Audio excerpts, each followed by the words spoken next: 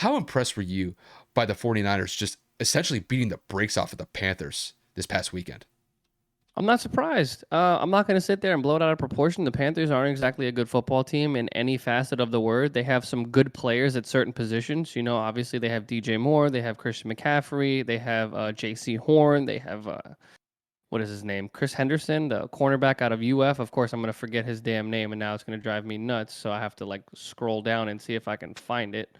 But regardless, they have key players at specific positions, and outside of that, they are not a good football team. CJ Henderson, that's what I was looking for. Whew, I got it. Thank God. Forgot my own freaking player. And the 49ers do what they needed to do. Baker Mayfield ends up leaving this game with an injury and ends up being put in a boot to leave. So we'll keep you monitored on that injury. But Baker has not played well this season at all. PJ Walker has to come in. He goes 5 of 6 for 60. But overall, in terms of totality, the 49ers had 6 sacks. The combined QBR of both quarterbacks was 69.1. They ran the ball for 3.8 yards per carry.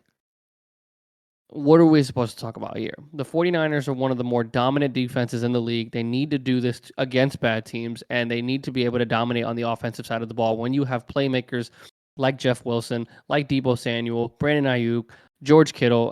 The list goes on and on and on and on of the talent that this team has. We know what Jimmy's going to bring you. At least I do, because all of you Jimmy haters are out here saying that he's trash. And with this win, he moves to 33-15 in his career against San Francisco. And in his totality of his career, because he got 2 wins with the Patriots, he's 35-15.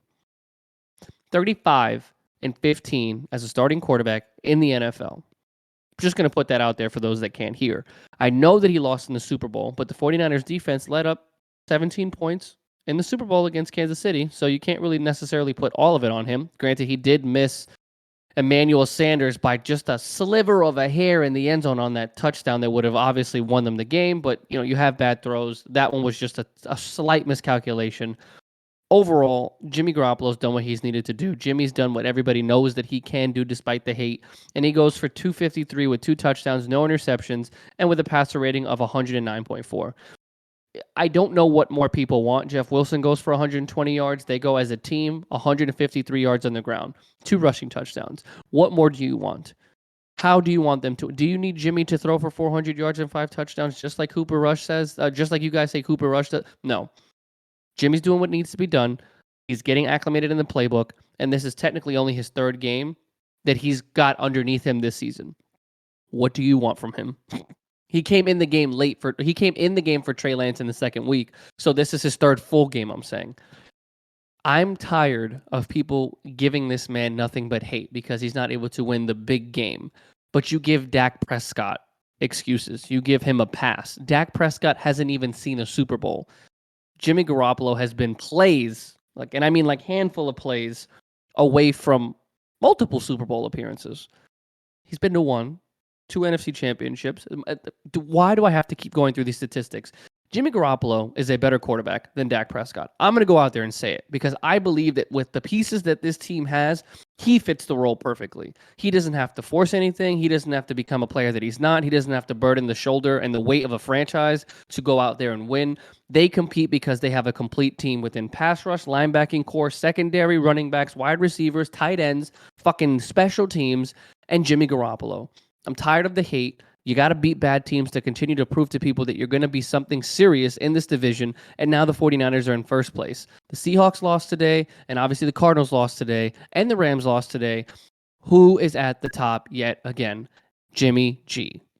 I'm tired of it. You guys need to relax. I'm not saying that he's going to go out there and win an MVP or that he's going to go and win the passing title for most yards in a season, but he does what he needs to do effectively, efficiently, and that's how you win football games. Bro, I'm going to keep it a buck. This might be the scariest team in the league right now. And granted, I know that their record doesn't indicate that because memory serves me right. The Eagles had the best record. But based on how they looked against the Cardinals, that was kind of a shaky performance by Philly. You can make a very good case just with the unit that the 49ers have on the offensive side of the ball, the defensive side of the ball. This is a team you do not want to go up against right now because I think they're really playing at a great level right now.